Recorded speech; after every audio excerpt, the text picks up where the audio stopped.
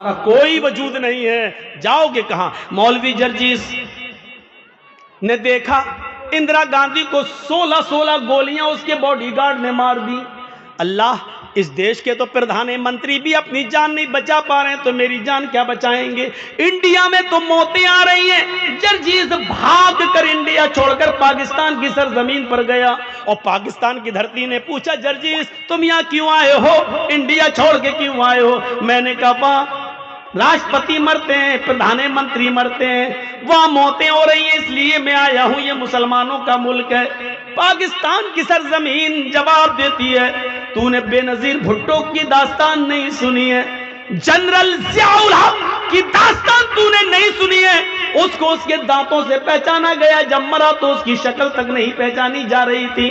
تو نے ذوالفقار علی بھٹو کو تختے تار پہ لٹکتا ہوا نہیں سنا؟ ارے ادھر تو کم مرے انڈیا میں، پاکستان میں تو بھروسہ ہی نہیں ہے، یہاں کب کون کس کی گولی سے مار دیا جائے، پاکستان میں بھی تم محفوظ نہیں ہو۔ جرجیس عراق کی سرزمین پر گیا، عراق کی دھرتی نے کہا اگر یہاں زندگی کسی کو مل سکتی تھی تو صدام جیسے آدمی کو مل سکتی تھی، اس لیے کہ امریکہ کی آنکھوں میں آنکھیں ڈال کر اسی نے جرأت کی ہے، اسی نے بہادری دکھائی ہے، لیکن موت نے اس کو بھی اپنے شکنجے میں لے لیا۔ جب پکڑا گیا تو بنکروں کے اندر پایا گیا، داڑھی بڑھ چکی تھی، مونچھیں بڑھ چکی تھی، شکل سے پہچان میں نہیں آ رہا تھا۔